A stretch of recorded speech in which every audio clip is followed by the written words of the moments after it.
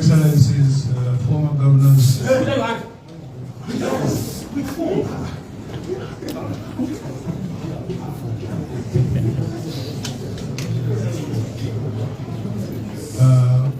former chairman, our great party, members of the Board of Trustees, and members of the National Executive Committee who are here today, this afternoon. Gentlemen of the press, distinguished ladies and gentlemen, first of all, let me apologize that we have to have this event in a constrained space like the one we are having now. So we do apologize for that. Gentlemen, the press, fellow citizens of the Federal Republic of Nigeria, I consider it important to address and report to you today on issues that define the future of elected government and legitimate leadership in our country.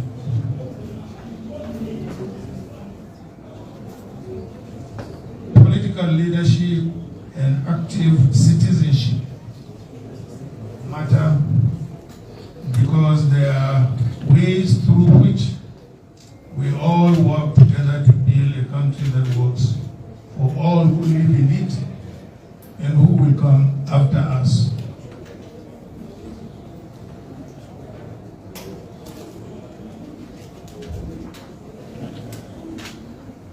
Our country is bigger than any one of us, and its standing in the world affects the fate of all who come from or live in this great country, which has great future. As leaders, it is our duty to advance the well-being of all our people and of the country. For this purpose, my generation worked hard to return the soldiers to the barracks. Very many of us are here. And to defend the right of the people to elect and establish for ourselves legitimate government. Our elections are established and governed by law and founded on the Constitution from which leadership and government in Nigeria alone derive their legitimacy. If people look up to us as leaders to respect these rules and to defend them, this is what has brought us here today. Today, we are called upon to again, as a people, to uphold and defend the ground rules of elected government in our country. The Constitution prescribes the requirements for those who seek the highest elective office in the land. It should not take months or indeed decades for the institutions concerned to be able to do their work in establishing the credibility of any certificates presented by candidates for public office. We undertook this journey at great cost and for important reasons. The ground rules for legitimate governance in our country need to be upheld. And you who are gathered here today have the responsibility of upholding those ground rules. And the reputation of our country is at stake. That affects everyone, Nigerians everywhere. wherever they may be in the world. I am a Democrat by conviction and a citizen of a country that I love. The issues at stake in this case require us once more to rededicate ourselves to both the country and our constitution. Now we must entrust these facts to us all as citizens and as leaders of the institutions charged with interpreting our constitution. I should thank the lawyers both in Nigeria and in the United States who have assisted us in bringing clarity and definitive answers to these issues that appear to have defied our institutions for nearly a quarter of a century. I also want to extend my gratitude to the Nigerian citizens and friends of Nigeria, both within and beyond the shores of our country, for their patience as we have sought to find the facts and establish the truth. I wish to pay tribute to the late human rights activist, Chief Gani Fawehimi, senior advocate of Nigeria, who inspired us on this path of discovery. Now he can truly rest in peace in the assurance that what he started about 23 years ago has come to fruition. Gani's vindication today gives credence to the saying that no matter how fast a lie runs, the truth will someday overtake it. Former American President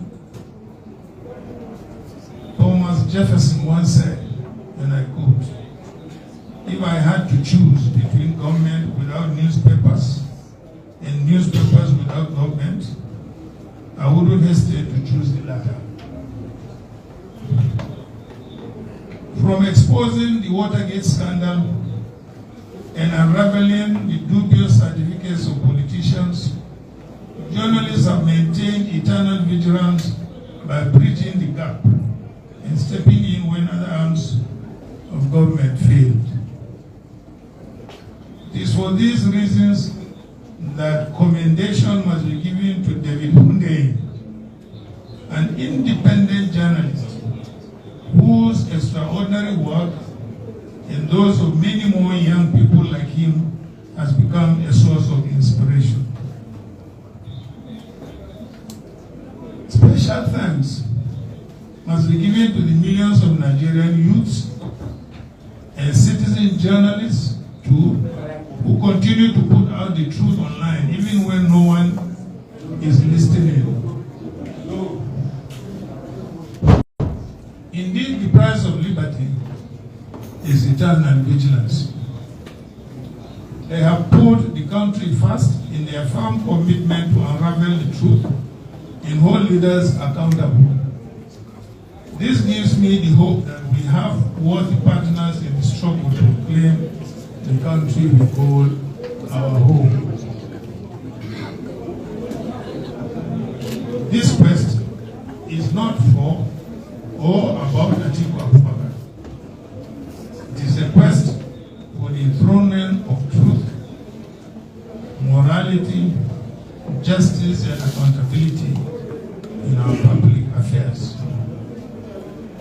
In line with this, let me call on all well-meaning Nigerians, leaders of thought, our religious leaders, our traditional leaders, our community leaders, our political leaders, and in particular, Governor Peter Obi of the Labour Party, and Governor Rabi Ukwankwaso of the NNPP, and the leaders of every political party in Nigeria, and indeed every single person who loves this country, as I do, and who wishes nothing but the best for this country as I do, to join me in this campaign to enshrine probity, accountability, and the basic principles of justice, morality, and uprightness in our country and in our government. This is the task for each and every one of us. Let me, therefore, at this juncture, thank you for listening. May God bless you all, and may God bless the Federal Republic of Nigeria. Thank you.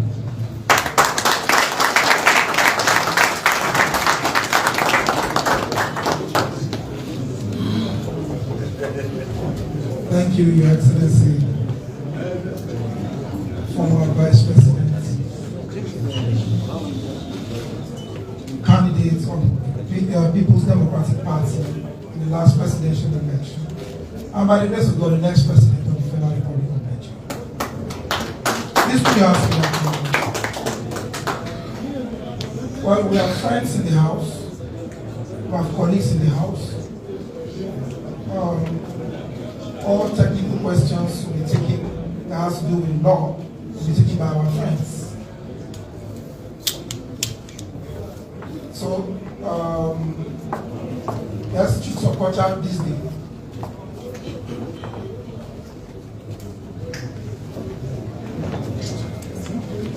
Okay, I receive it. Yes. Good afternoon, everybody. Much has been said about the real documents from the Chicago State University. I want the former Vice President, the PDP presidential candidate, Atiku Abubakar, to tell us in clear words, because many papers, many television stations, many radio stations have been giving various versions of the documents handed over to you, sir. What did the documents handed over to you say about the person of President Bola Ahmed Tinubu? Thank you, sir. And secondly, sir, of what value will these documents handed over to you will be at the Supreme Court? Thank you. Thank you, Chief Sokocha of these day newspapers. Any other of African reports? That's an international platform, yes. I don't understand.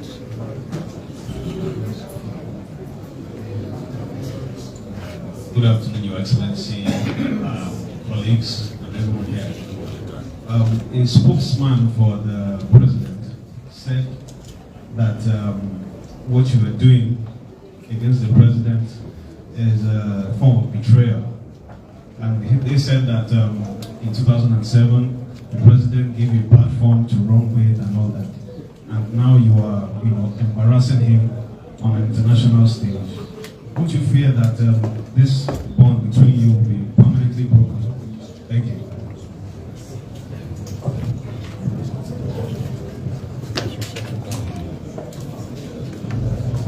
Thank you. His Excellency will take a question from the African reports, while Barrister Kalu will respond to these days newspapers inquiry.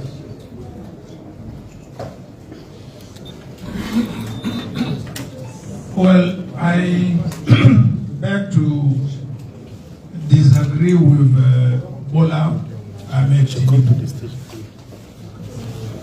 Yes, it is true, in 2007 we came together to form ACE. And in Lagos, at the convention, I emerged as the winner and got the ticket. After I got the ticket, he said about 5 or 6 senior partymen, some of them are here. I can even name them, but I don't want to embarrass them.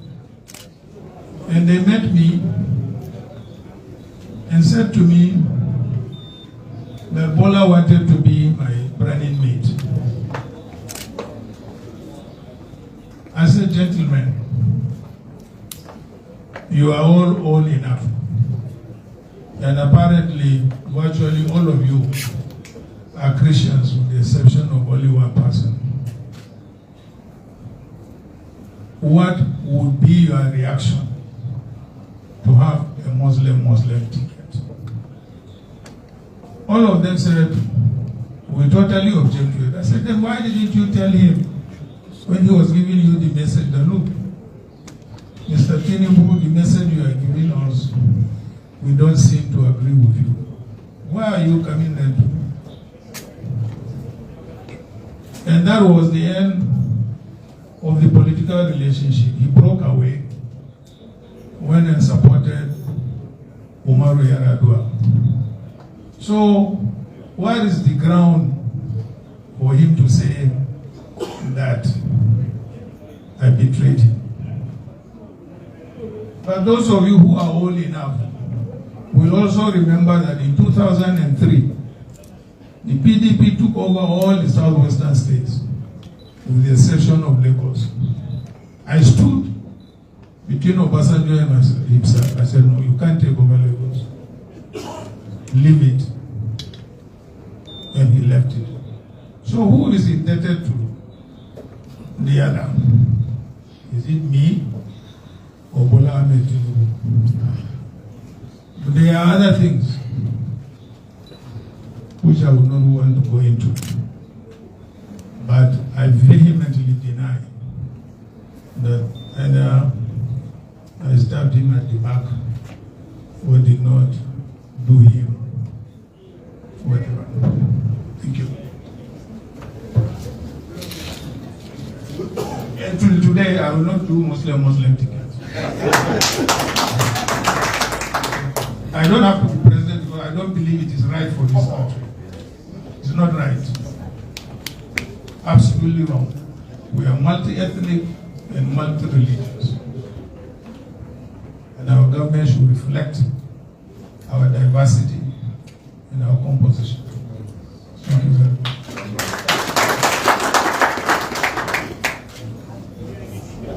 Thank you very much, Excellency.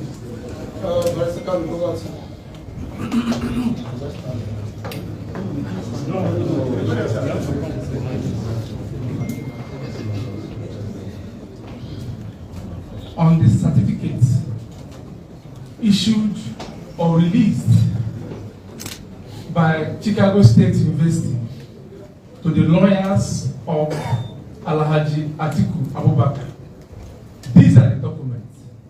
One, that Bola Ahmed Tinubu forged the certificate he presented to INEC. That's one. Two, that the qualifying certificate from Southwest College to Chicago State University bears a female, indicating that that document does not belong to Bola Ahmed Tinubu. Three, the Chicago State University admission application form has a claim that Bola Ahmed Tinubu attended Government College, Lagos, and graduated in 1970, when indeed the school was established in 1974. The same document has it that the owner of that document is a black American, and the document Bola Ahmed Tinubu submitted to INEC, he denied having dual citizenship, which means it does not belong to him. Then, the same document, oral deposition, says that the A, Bola A. Tinubu, is Ahmed. But the NYC certificate, Bola Ahmed Tinubu, submitted to INEC has Adekunle.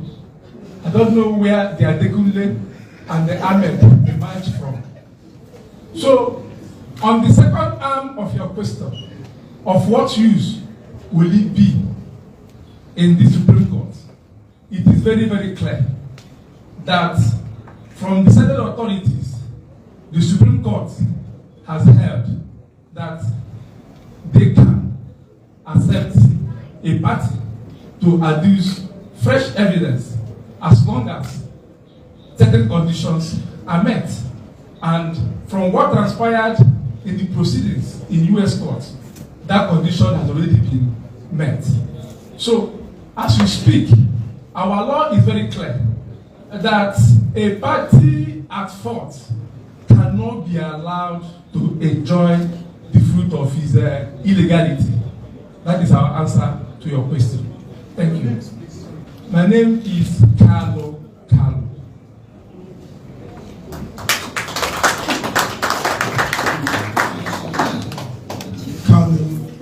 Thank you very much, Carlo. I will take, because of the condition of this place, very hot, and I have your excellencies present here. So many of them. I'm privileged to be right in front of you, your excellencies. Won't keep you here for too long. Okay, Friday or Loco, the Punch newspapers.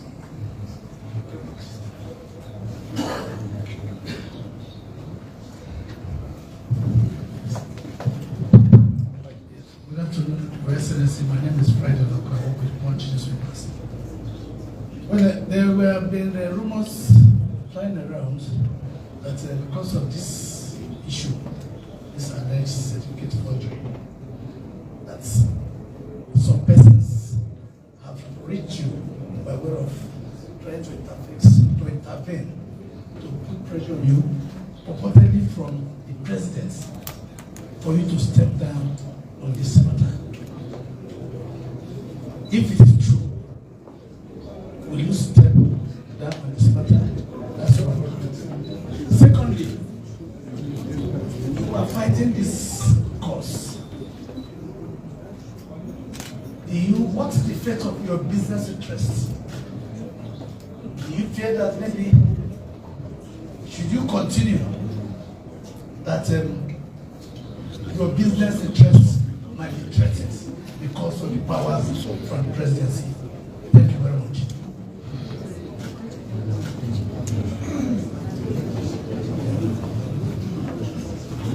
Okay, let me start from the business perspective, because it's the latest in the series of questions that you asked.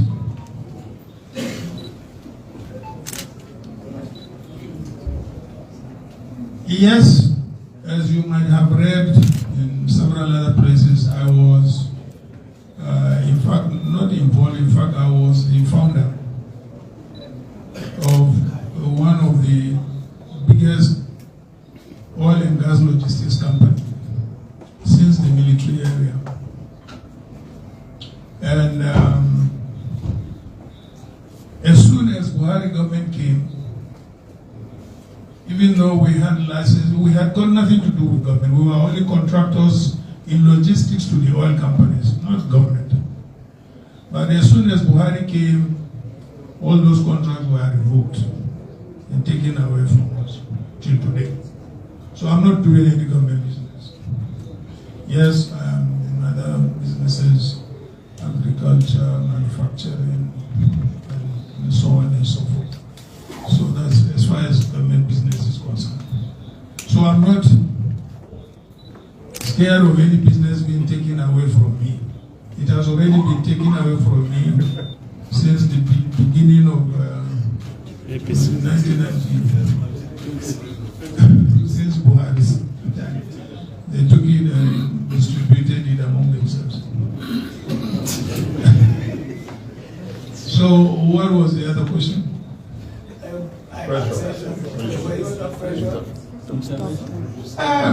Not really. Yes, immediately after the elections, I was told there was a delegation of governors who claimed, they were sent, by the president. But I did not even allow them to get into my house. So will you drop this fight?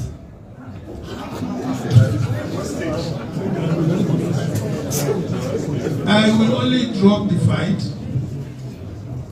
when the court rules. If the court rules that I am right, fine. If the court rules that he is right, so that's the end of the fight. Because at the moment we are at the Supreme Court, and there is no any higher court than the Supreme Court.